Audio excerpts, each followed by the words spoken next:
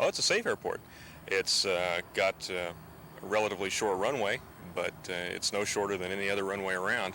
Expressway has gotten a bit of a bad reputation because it's a little short and because it's got a hill on one end, but like I said, any adequate private pilot could land here safely. They do it all the time.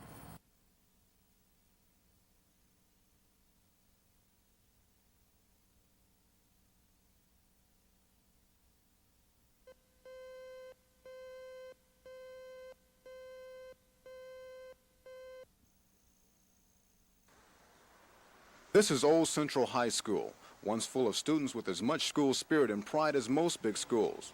Central is now listed on the National Register of Historic Places. Although the students are no longer here, graffiti on the walls is a clear reminder of days gone by.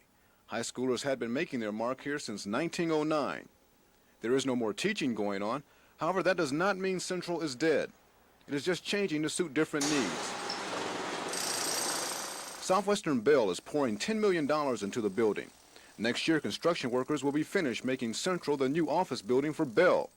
It's a slow and delicate process completing the change. The entire project is definitely a challenge, and there's a lot of problems we encounter. But one of the problems that we are presently experiencing is designing a modern office space into the configuration of an old structure. And of course, right now we're doing the demolition, and we have the problem of removing massive amount of debris and things from the building. Brick by brick, Central will start showing signs of looking like an office building in a few months. Workers have 150,000 square feet of old classrooms, hallways, and gymnasiums to renovate.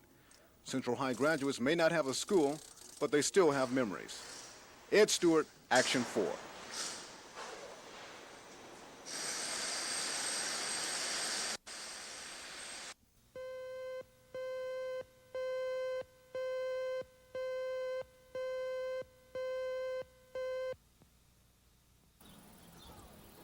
For the past 16 years, the Guthrie Job Corps Center has been teaching teenagers technical trades.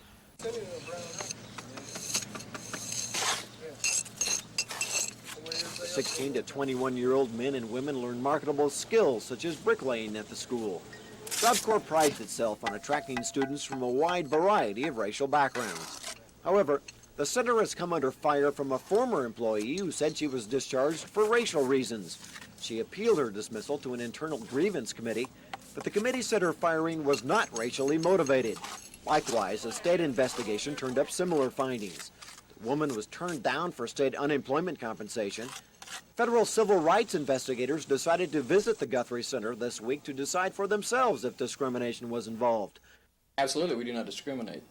Job Corps officials are confident of the investigation's outcome. I fully expect when the facts are all in that the center will be found not guilty of discriminating against a particular employee. The civil rights investigators have gone back to Dallas. Because of federal privacy regulations, they aren't allowed to discuss what they found here. However, the investigators will prepare a full report for the U.S. Labor Department, which runs this Job Corps Center. Scott Wallace, Action 4 in Guthrie.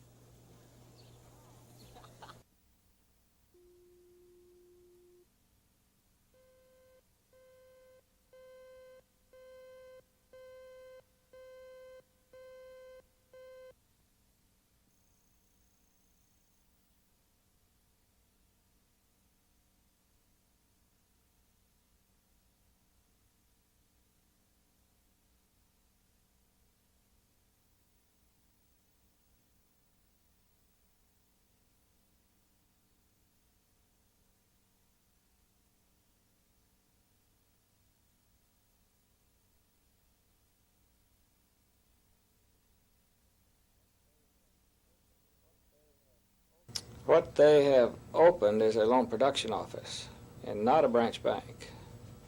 And there are quite a number of banks from around the country that have loan production offices in Oklahoma. Most banks will have loan production offices in, or most large banks will have loan production offices in places like Houston and Dallas, Atlanta, and big centers of activity.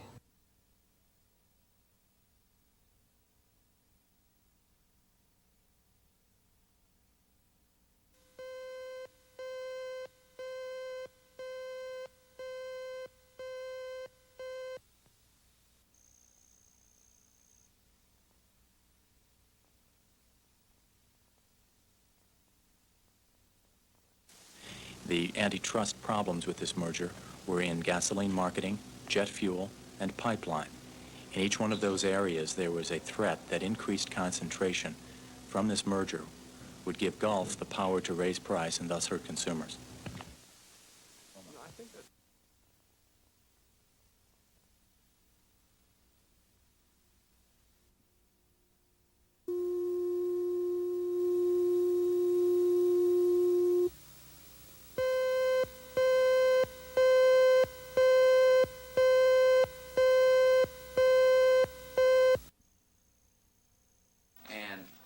This round of public hearings and consideration by the Water Resources Board on August 10th controversial from what is not controversial. We're not here. Today I have at least 19 speakers. All get thrown into a hat and it's a balancing mechanism. Recommended revised standards will assure positive progress in the upgrading of this region's wastewater treatment facilities, whereby significant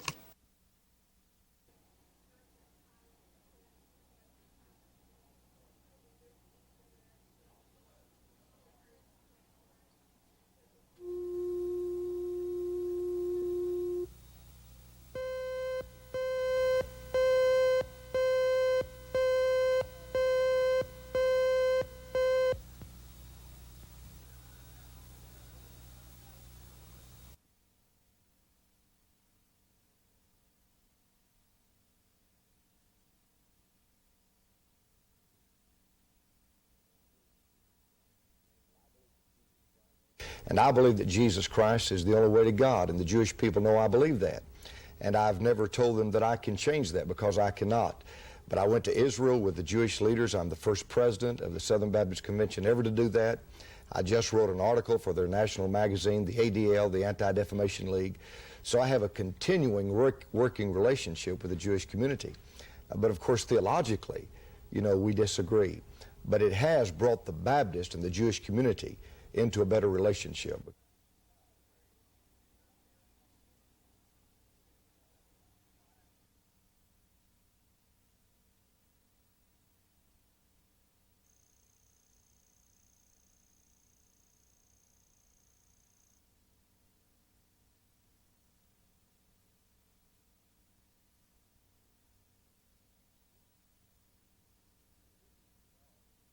The Commission's charge is to make sure that the utilities in this state do not extort or have extortionary rates to their customers.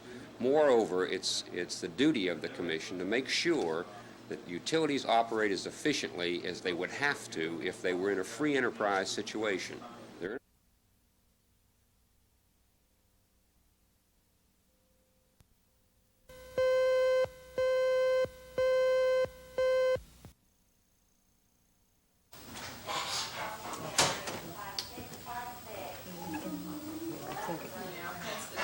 Easy.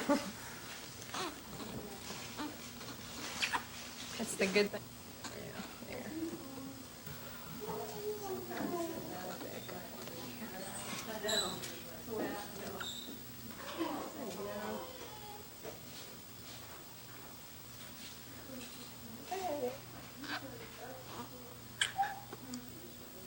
We encourage parents to get these car seats because we feel that the safest way to travel is in a car seat.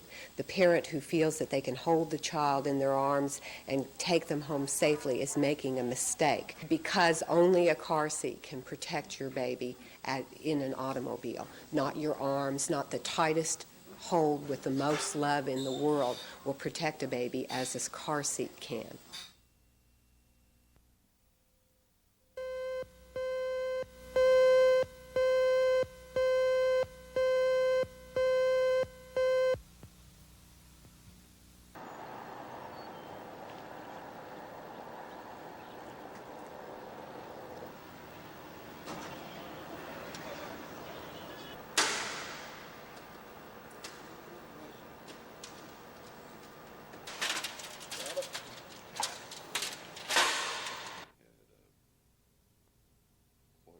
We're planning on staying open from now on, Bell.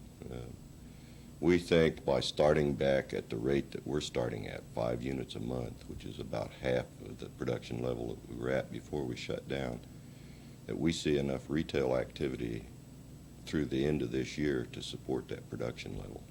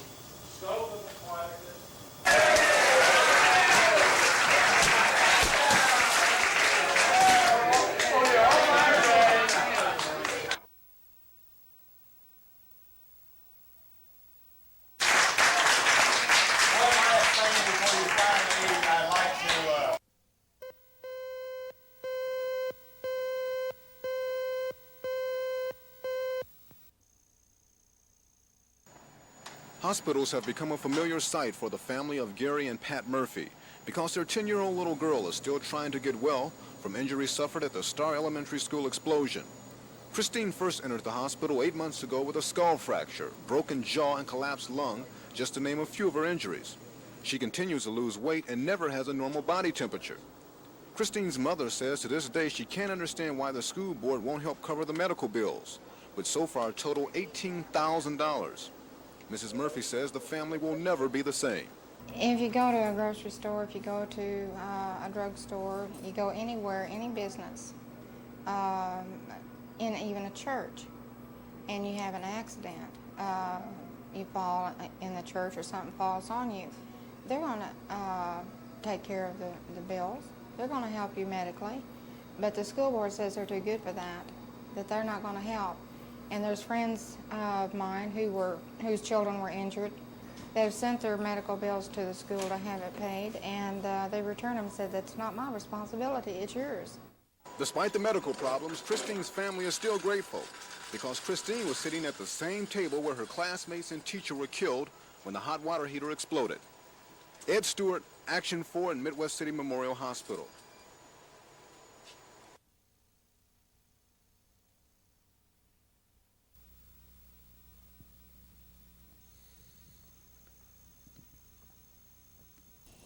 Record spring rains have filled Oklahoma lakes like this one, Lake Hefner, the water supply for northwest Oklahoma City. And while water rationing is not an immediate threat for this area this summer, Oklahoma Water Board officials want to stress that water conservation is still a very important issue this time of year. One of those officials is Rick Smith, Chief of the Planning and Development Division of the Oklahoma Water Resources Board. Yeah, even though we may not be experiencing problems at the present time, it's still wise for citizens to not be overindulgent in their water use and realize that as we grow and progress in our development in this area, that we are going to have to establish additional supply.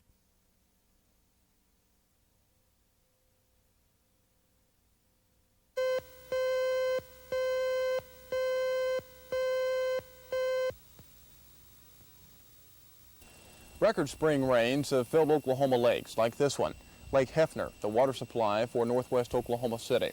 And while water rationing is not an immediate threat for this area this summer, Oklahoma Water Board officials want to stress that water conservation is still a very important issue this time of year. One of those officials is Rick Smith, the Chief of the Planning and Development Division of the Oklahoma Water Resources Board. Even though we may not be experiencing problems at the present time, it's still wise for citizens to not be overindulgent in their water use and realize that as we grow and progress in our development in this area, that we are going to have to establish additional supplies and make the improvements necessary to meet future demands. Therefore, citizens shouldn't feel that they can go out and waste water and be overindulgent. And as Oklahoma City residents continue to enjoy the plentiful water supply in the area, other parts of the state are not faring so well. Officials in Tulsa, for instance, are warning their citizens that there could be a mandatory water rationing if water consumption continues to increase. So why does Tulsa suffer from shortages and not Oklahoma City? Well, for one reason, a little more rain fell in Oklahoma City than in Tulsa. But what if those rain showers don't show up again for some time, say months, like the way they did back in the drought of 1980? Well, according to Smith, Oklahoma City residents don't have too much to fear, thanks to city planning. Overall, I would say that Oklahoma City has had some pretty far-sighted planning, and therefore they've been able to develop supplies to meet demands as they occur. Kevin Ogle, Action 4.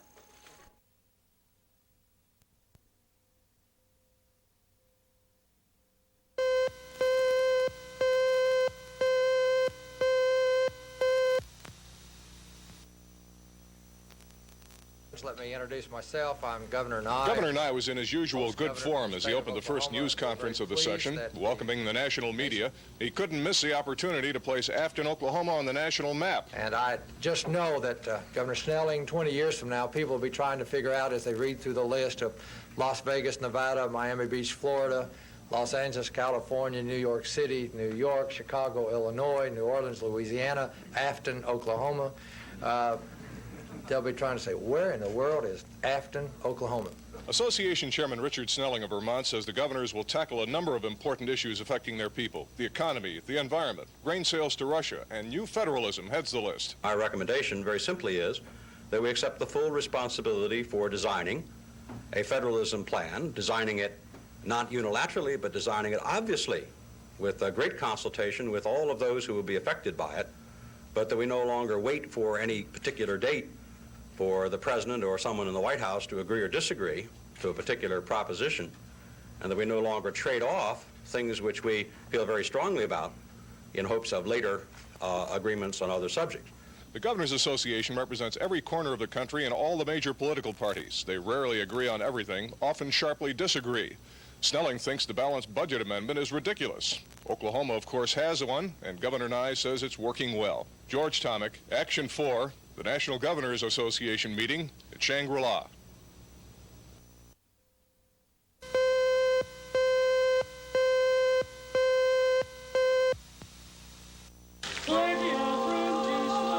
By early morning Sunday, many of the nation's governors had not yet arrived for the three-day conference at Shangri-La.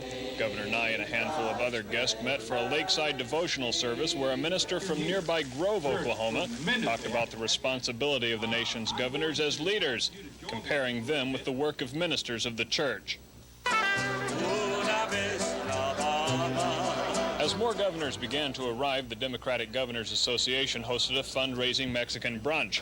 The brunch was sponsored by the National Democratic Committee, and the monies raised will be spent on election campaigns for Democratic gubernatorial candidates across the country.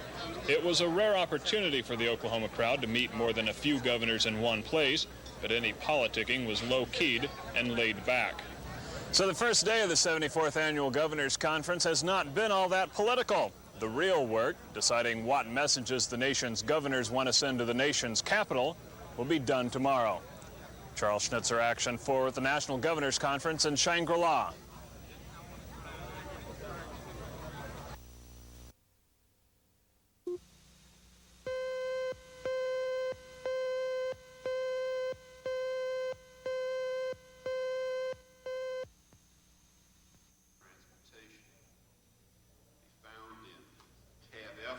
A deep draft policy statement. Any discussion?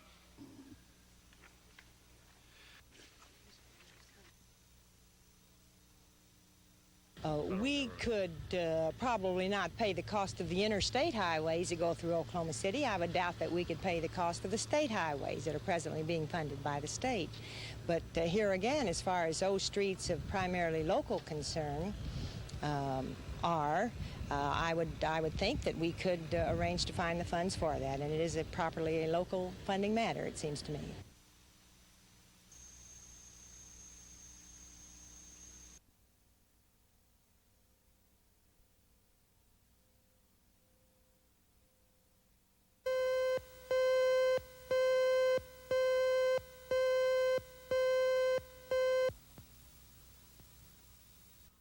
Although new home construction is at an all-time high in Oklahoma City, sales on existing structures are not that strong. That fact has prompted a local savings and loan to offer two mortgage programs that are about 4 percentage points cheaper than their normal lending rate. Local Federal Savings and Loan Association offers existing customers with mortgages at 13% and under the opportunity to sell their home without forcing the new buyers to pay the present market rate. Dwight Basie, Vice President and Residential Lending Officer with Local Federal, says the program is a plus to both buyer and seller. Depending on what particular mortgage instrument they were offering, you would probably be looking at an adjustable mortgage loan in some form or manner. This plan will offer a rate at below market in the 14 to 15% neighborhood on a fixed rate instrument that will guarantee you that the payment that you are making will be that payment for a specified period of time. The program works like this. With a mortgage of $50,000 at 14%, the monthly payment would be about $592 for the first 12 months. The payment would then balloon to $613 for the second year, with a difference of about $20 from the first and second year going toward the loan balance and not the savings and loan. The payments would continue to balloon, with the added difference always going toward the principal for a specified amount of time. Many financial experts say these special below-market rate programs are the product of the sagging home industry, as well as huge losses reported this year by many major S&Ls. It seems lending money at 14% is better than lending no money at all. Kurt Autry, Action 4.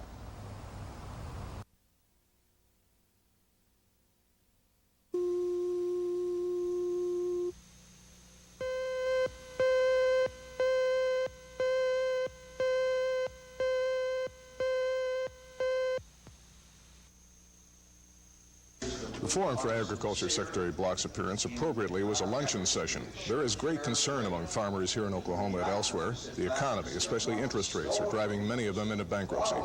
Block said only in the marketplace can farmers find a solid foundation. Farm officials were miffed the president is only extending the current grain deal with Russia. We are doing everything we can to reestablish ourselves as a reliable supplier and to regain the market that was thrown away with the embargo. The president himself said in Des Moines, and these are his words, and I quote, "The granary door is open." Thomas Foley, the majority whip in the U.S. House, was asked why not get rid of the huge grain surplus in the United States by selling to Russia.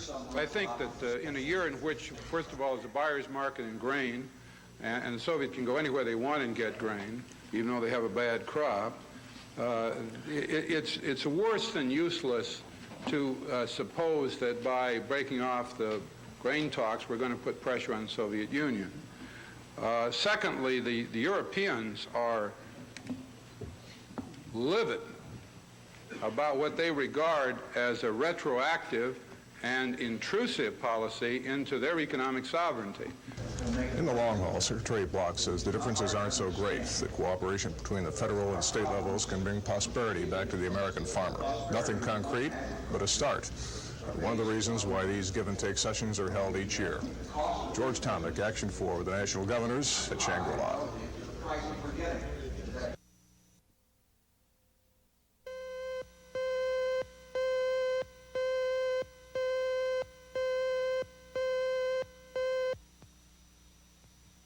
Jointly committed to a The Committee on Energy and the Environment got bogged down on the issue of natural gas. Non-oil producing states said that in an effort to promote energy independence, the country had become insensitive to consumer needs.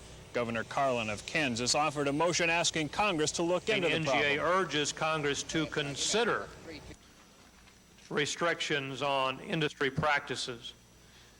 What we're asking for is consideration of a recognition that without some clear debate and discussion and action, that our consumers are going to be even more negatively affected at the end of deregulation, namely in the year 1985.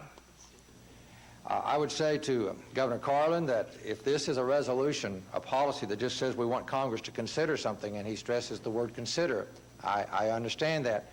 But I want to point out to you the other words that are in the resolutions that just simply ask them to study, just a simple resolution to study.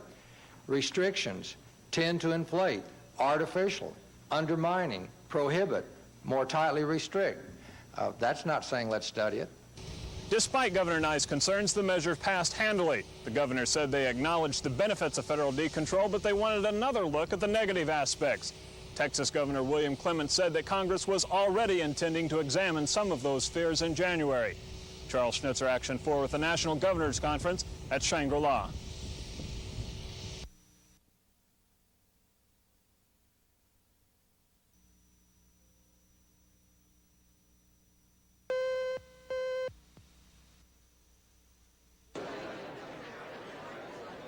If daytime is work at a meeting of governors, the night is made for fun, elegant fun. Fitting into a huge conference room that easily seats 1,200, the chief executives of the United States, their wives, and staff who came to the convention, plus a few other notables like Miss Oklahoma, feasted on a fitting entree of filet of beef Wellington, bouquet terrier of vegetable, chocolate mousse. It was washed down by Riesling Johannesburg and Cabernet Sauvignon. The evening began with the entrance of the governors, the glittering like Kentucky's John Way Brown and his actress wife Phyllis George.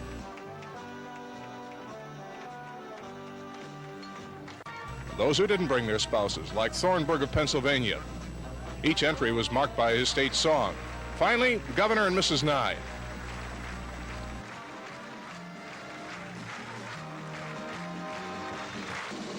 With an Oklahoma National Guard bearing the colors, the national anthem, and the traditional high point of such a session, the state dinner.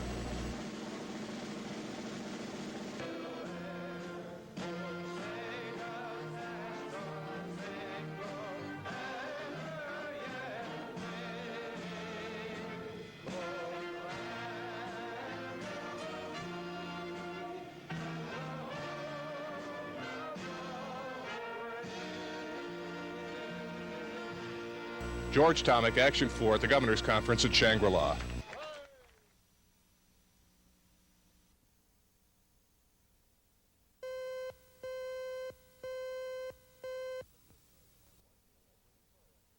A viewer says, my wife and I were in a car accident.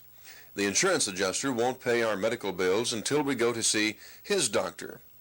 Is it right for him to refuse to pay our medical bills until his doctor sees us? Well, the insurance adjuster has no legal duty to pay your bills until you demonstrate that you were actually hurt. The insurance adjuster has a right to have you seen by a doctor of his choice prior to the time that he pays you any money to verify that your injuries are real. For Action 4, this is Ray Vaughn with Legal Briefs.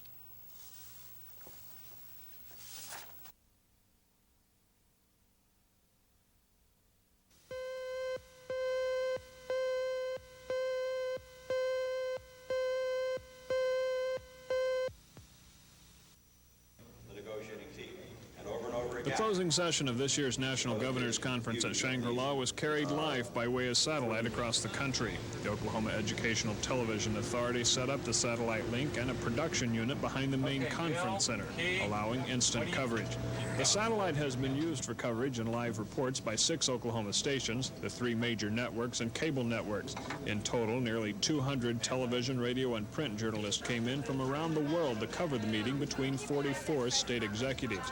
They operated from a central media center just down the hall from the main hub of activity. With that many people covering that many governors and their guests, security needs to be tight. Many of the governors brought their families, and even the activities of the governor's children were closely monitored. About 160 Oklahoma Highway patrolmen, in addition to the governor's personal guards and members of other agencies, have been on hand to make sure everyone at Shangri-La is supposed to be here. There have been only a few scares. That ended up being a jar of peanut butter that somebody had placed too near a source of heat, and it exploded, and a person was injured. The telephone call to the medical room resulted in the statement that there had been an explosion and some people hurt. And of course, then our bomb team did respond to that, and thankfully it was something other than what at first was reported. The conference is over now. Many members of the media have headed for their next assignment. Many of the governors have headed back home. By the end of the week, Shangri-La may be back to normal. Charles Schnitzer, Action 4 at the National Governors Conference in Shangri-La.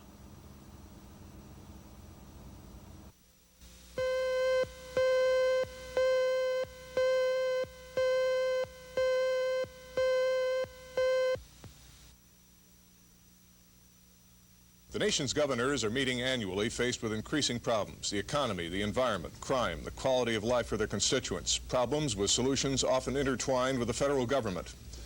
New federalism was brought up during the opening news conference by Conference Chairman Snelling.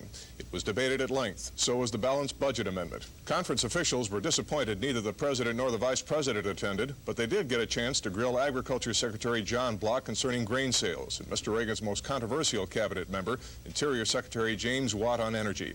The energy producers lost a battle over the price of future natural gas. The user states want to keep the price down for their consumers. The governors and their ladies took a break from the grind of seeking solutions to their problems with a state dinner. Nobody had any complaints about that. Then a final session for the record. The governors failed to get a consensus on a balanced federal budget, but new Chairman Matheson of Utah says they won't give up.